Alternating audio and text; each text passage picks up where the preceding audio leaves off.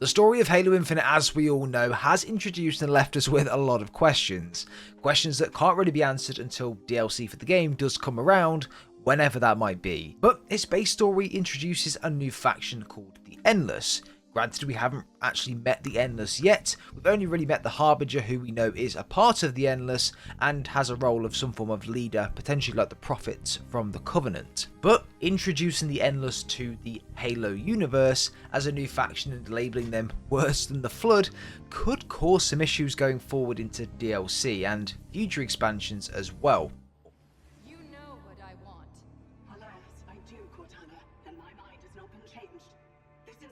Weapons may be yours, but its secrets are not. Is protected. The containment facility in particular. Containment? The Flood? Why would I... You and I both know that there are worse things than the Flood within this ring.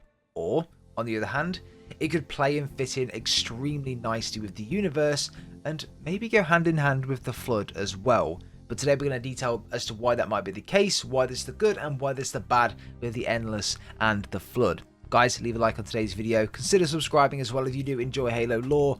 I love doing these videos. It's been a while since we've done one, so I thought we'd jump into it. But yeah, anyway, let's dive into it.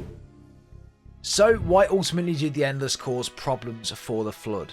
Well, from a canon perspective, there's two sides to this. One, they are very well matched together, and two, one might try and push the other one out of the limelight. Everything in Halo Infinite links the Flood and the Endless together in a way that they're both remnants of the Precursors. The Flood being the Primordial, granted, but ultimately the Primordial was a precursor. So there are parts of me that could actually see them working together going forward as my theory, and I would love to see that actually happen. A faction from way back when come back into the game on a 343 game along with 343's sort of version of the Flood. I think that would be really interesting.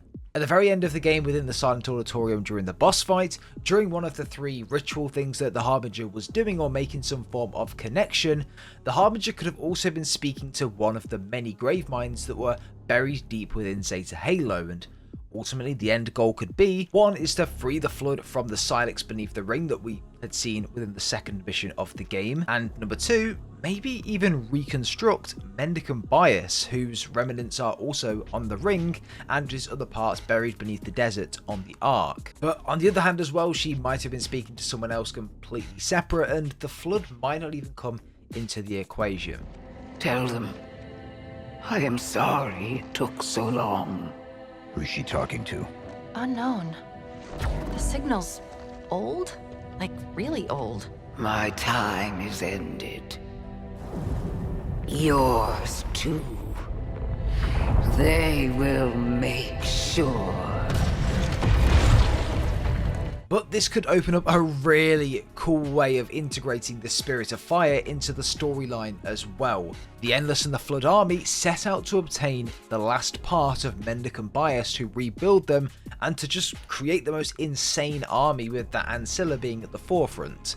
The Chief is also fighting on board the ship, trying to stop them from going or slip spacing to the Ark, and out of nowhere, there is the Spirit of Fire sat there dormant with the crew on board along with Red Team and Jerome 092. They then radio onto the Chief to see what the ship is, the Chief responds, and boom, they link up and then they start to fight against the Endless and of course the whatever's on board, whether that's the Flood or what it might be. At that point as well, we can have missions on the Ark again, we can have throwbacks to Halo 3, we also relink and rekindle with the Spirit of Fire, as there's not going to be a Halo Wars 3, so they're going to need to fit in the lore somewhere, and potentially there's going to be a big boss fight at the end with Mendicant Bias or even one of the Grave Mines or Hive Mines. Look, the possibility for DLC is absolutely endless, and I think that adding the Flood and the Endless working together, because it does make sense in a way, I think that's the best way that they can go with it, but we'll have to wait and see what Joe Staten writes. But now let's talk about why they might be a bit of a problem going forward from a creative standpoint. Now, Halo Infinite story was written by someone called Aaron Lind, who actually announced he was leaving 343 in December 2021. Now, Joe Staten came in into 343 as part of the company towards the end of 2020, and from that point on was a part of the creative team that worked on the Halo Infinite story and subsequent things around that as well. Joe Staten was actually a massive driving force going for 343, basically saying that the game was not ready and that we needed some form of delay to polish and just make the game look better than what we'd seen in 2020. But my point is here that 343 wanted to make Halo their own game. They've had a lot of stick in the past sort of 10 years or so with the likes of Halo 4 and Halo 5 with their art direction and other parts of the story which people didn't really like. So along with changing the art direction within Halo Infinite to match the more classic feel and also have the open world feel from the likes of the Bungie games, they also wanted to add their own twist to it, and that was to add their own Flood type faction into the game. Bungie's was the Flood, and 343 have never really used the Flood since they've taken over. So maybe they wanted to do the same with the Endless, and that was their end goal. With Aaron Lind leaving 343 as well as the writer, and we don't know what his plans might have been for the Endless when they were originally written, this could leave Joe Staten in a bit of a sticky spot as to where to go forward now.